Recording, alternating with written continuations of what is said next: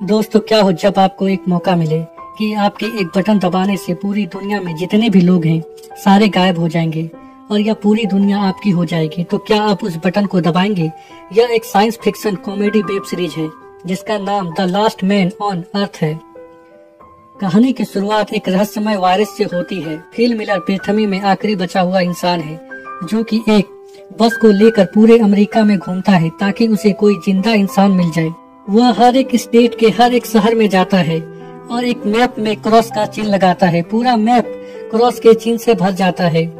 वह हर एक जगह से कीमती सामान और पेंटिंग को चुरा लेता है और जब उसे कोई इंसान नहीं मिलता तो वह अपने शहर टेक्सन लौटने का फैसला करता है और आखिरी प्रयास के रूप में वह हर बोर्ड में अलाइव इन टेक्सन लिखता है ताकि कोई इंसान उसके संदेश को पढ़कर उसे ढूंढता हुआ टेक्सन आ सके।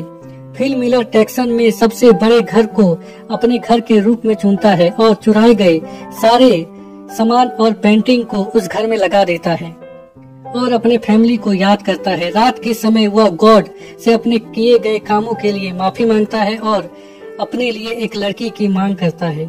अगली सुबह वह अंडरपेंट में ही शॉपिंग करने के लिए जाता है। वह सुपरमार्केट के कांच को एक पिस्तौल से तोड़ देता है क्योंकि उसे पता था कि उसे कोई देख नहीं रहा है। वह हर उस काम को करता है जो कि एक नॉर्मल इंसान नहीं करता। वह सुपरमार्केट के अंदर एक बहुत बड़े कैन के डिब्बे को गिरा देता है और महंगी महंगी शराब और बहुत सारा अडल्ट मूवी अपने साथ अपने घर ले आता है। वह कुछ ही दिनों में इंसानी रहन सहन और शिष्टाचार को पूरी तरह से भूल गया था।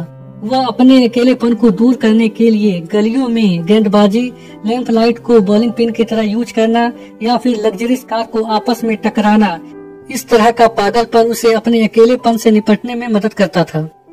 वह अपने जन्मदिन को अकेले ही मनाता है और अपने फैमिली वालों को याद करता है कि वह किस तरह अपने फैमिली वालों के साथ बर्थडे मनाता था और उसे सेलिब्रेट करता था। उसके अकेलेपन को दूर करने के लिए उसके साथ कोई नहीं था। वह हर रात भगवान से अपने लिए एक लड़की को मांगता था। इसी तरह 5 महीने का समय बीत जाता है। फिल मिलर के पूरे घर में प्लास्टिक और कूड़े कचरे का ढेर लग जाता है जिसे साफ करने में न उसकी कोई दिलचस्पी थी और न ही उसे लग रहा था कि इसे साफ करने में कोई फायदा है। शराब में वह नहाता था और उसी को पीने लगता था, बिल्कुल एक बच्चे की तरह। वह एक स्विमिंग पूल की लकड़ी को काटकर बाथरूम की तरह यूज करने लगा था और बॉल में फेस बनाकर उनसे बातें करने लगा था।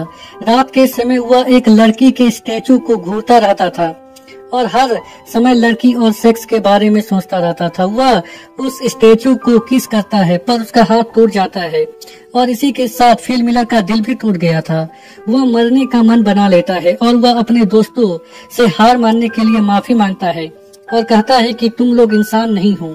और वह अपने कार को स्टार्ट करता है और एक बहुत बड़े पत्थर से अपने कार को टकराने जा ही रहा होता है कि तभी उसकी नजर काले धुएं में जाती है।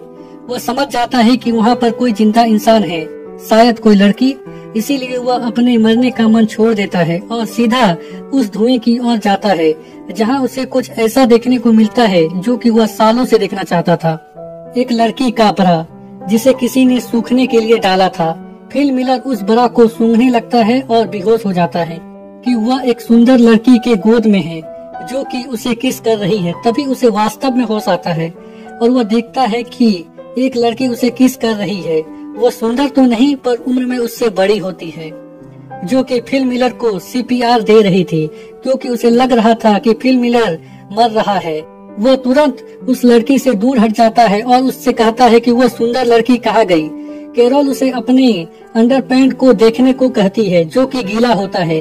फिल मिलर उसे कहता है कि मैंने अपने अंडरपैंट को गीला नहीं किया और वह कैरोल की तरफ बढ़ता है। यह देखकर कैरोल बंदूक निकाल लेती है और फिल मिलर मान लेता है कि हाँ, उसने अपने पैंट को गीला किया था। कैरोल उसे बताती है कि अलाइव इन टेक्सन देखकर वह यहाँ पर आई है। ऐसे तो फिल मिलर हर रोज भगवान से लड़की मांगता था पर आज लड़की उसके सामने थी पर वह उतना उत्साहित नहीं होता। कैरोल फिल मिलर के साथ उसके घर देखने जाती है। रास्ते में फिल ट्रैफिक नियमों को नहीं मानता। कैरोल उसे कहती है कि हमें ट्रैफिक नियम को मानना चाहिए और ट्रैफिक में रुकना चाहिए पर फिल कहता है कि क्या फर्क पड़ता है, यहाँ पर तो कोई है ही नहीं। पर वह कैरोल को अच्छा फील कराने के लिए वह ट्रैफिक में रुकता है। पहले वह राइट देखता है, फिर वह लेफ्ट और फिर आगे बढ़ता है। कैरोल फिल के घर देखकर चौंक जाती है, क्योंकि उसके पास 2 पुल थे। उसमें से एक को उसने शौचालय बना रखा था और दूसरे को कूड़ा फेंकने का जगह। कैरोल उस पर पेंटिंग चुराने का भी इल्जाम लगाती है, और जब कैरोल उससे मैगजीन के बारे में पूछती है तो फिल सीधा सीधी कहता है कि यह सारी मैगजीन अडल्ट है, जिसे वह खाली समय में देखा करता है। फिल कैरोल को वहीं छोड़ देता है जहां से वह कैरोल को उठाकर अपने घर लाया था। अगले दिन जब फिल उठता है तो वह देखता है कि कैरोल उसके घर की सफाई कर रही है। फिल बोलता है कि किसी के घर को साफ करने से पहले उससे पूछना चाहिए। कैरोल कूड़े को वहीं फेंकने लगती है। फिल उसे रोकता है। ये लोग सुपरमार्केट जाते हैं, जहां कैरोल उसे बोलती है कि हैंडीक्राफ्ट के पार्किंग स्थल में गाड़ी पार्क मत करो, पर फिल बोलता है कि क्या फर्क पड़ता है कि हम कहीं भी गाड़ी पार्क करें, इस पूरी दुनिया में हम दोनों ही बचे हैं, यह पूरी दुनिया खाली है और मैं कहीं भी गाड़ी पार्क करूं, क्या फर्क पड़ता है।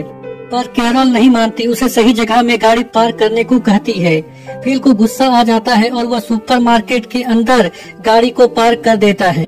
रात के समय फिल अपने बॉयफ्रेंड के पास जाता है और कैरोल की शिकायत करता है। अगले दिन जब कैरोल उसके पास के घर में रहने आती है तो फिल उसे रोकने की कोशिश करता है, और जब कैरोल नहीं रुकती तो फिल अपने पैंट को खोल देता है ताकि कैरोल उसे असभ्य इंसान समझकर वहां से चली जाए। पर कैरोल उससे बात करने लगती है। फिल उसे रुकने को कहता है और जब कैरोल नहीं रुकती तो फिल अपने पैंट को पहन लेता है। कैरोल को लग रहा था कि भगवान ने उसे और फिल को इस दुनिया को चलाने के लिए चुना है, पर फिल कहता है कि तुम इस दुनिया में अगर आखिरी औरत भी बची तो मैं तुम्हारे साथ सेक्स नहीं करूंगा, और वहां से चला जाता है। कैरोल फिल के पास जाती है, वह टॉयलेट कर रहा होता है। कैरोल फिल से उसके बगीचे में पानी लाने के लिए मदद मांगती है ताकि वह फ्रेश और ताजे वेजिटेबल उगा सके, पर फिल मना कर देता है। तो कैरोल उसके सामने ताजे टमाटर खाकर उसे चिढ़ाने लगती है ताकि फिल उसकी मदद करे, पर फिल उसकी मदद नहीं करता। रात में फिल उसके बगीचे में जाकर सारे टमाटर को खा लेता है, और जब अगले दिन कैरोल उसके घर जाती है तो वह देखती है कि फिल के पूरे कपड़े में टमाटर लगा हुआ है, पर फिल साफ साफ मना कर देता है कि उसने टमाटर नहीं खाई। फिल देखता है कि पानी लाने की कोशिश करने में कैरोल के पैर में चोट लग गई है। अगले दिन फिल देखता है कि कैरोल उसी की तरह पूल में लकड़ी का बोर्ड लगाकर उसे टॉयलेट में बदल रही थी।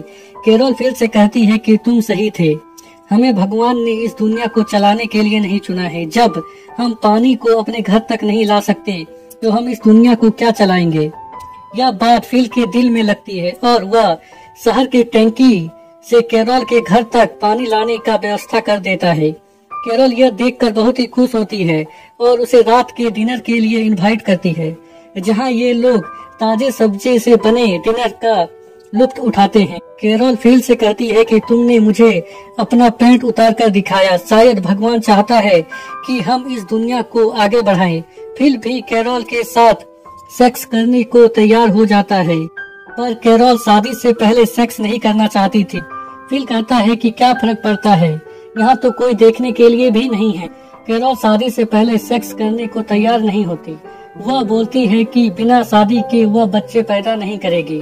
फिल उसकी बात मान लेता है और उसे प्रपोज करता है शादी करने के लिए। कैरोल भी मान जाती है। फिल अपने घर चला आता है और यह एपिसोड यहीं पर खत्म हो जाती है।